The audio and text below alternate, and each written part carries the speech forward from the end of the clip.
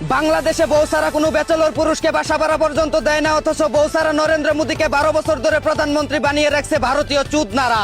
এদিকে অনলাইন জরিপে বাংলাদেশের রাষ্ট্রপতি পদে 6-9% ভোট পেয়ে জনপ্রিয়তার শীর্ষে রয়েছে জনকল্যাণ পার্টির সংগ্রামী নেতা লিডার খাইরুল দেওয়ান। অন্যদিকে টুকাই মামুন হলো জেলে, লাইলে আছে বিয়ের পিড়িতে, আফা দিল্লিতে, তাসনিয়া ফারিন স্পেনে, নুসরাত ফারিয়া লন্ডনে, গাজী নজরুল ইসলাম হোটেলে, হিরো আলম সাতক্ষীরায়, শাহাবুদ্দিন চুপ্পুর চাকরি নাই, নরেন্দ্র মোদীর বউ নাই, আমার মনে শান্তি নাই, বাংলাদেশে বিনোদনের কোনো শেষ নাই। এদিকে স্পেনের সাথে বিশ্বকাপ ফাইনাল হেরে বাংলাদেশে আবাসিক হোটেল দিয়ে এসি নন এসি রুমে ম্যাগি নুডলসের ব্যবসা শুরু করলো দেলোয়ার হোসেন মেসি। সেদিন ড্রেসিং রুমে তাহলে এই সিদ্ধান্তই হয়েছিল।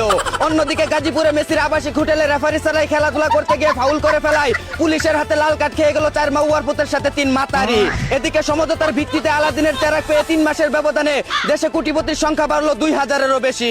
এভাবে করে কোটিপতি বাড়তে থাকলে তো কয়েক বছরের মধ্যে বাংলাদেশ আমেরিকাকেও ছাড়িয়ে যাবে। অন্যদিকে বিসিবির কোচ নিয়োগ পরীক্ষায় ফেল করলো 180 জন, খাতায় কোনো কিছুই লিখতে পারেনি 30 জন।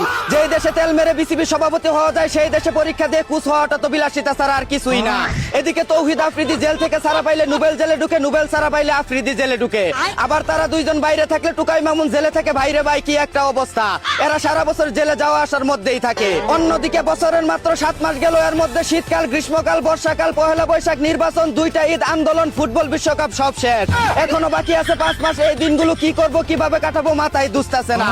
এদিকে 1997 সালে প্রশ্ন ফাঁসের আন্দোলনে নেতৃত্ব দিয়ে 21 সালে শিক্ষামন্ত্রী হয়ে 26 সালে এসে সেই প্রশ্ন ফাঁসের কারণেই মন্ত্রিত্ব হারালো ভারতের ধর্মেন্দ্র চুদনা। বিষয়টা কেমন চুদলিং পং হয়ে গেল না।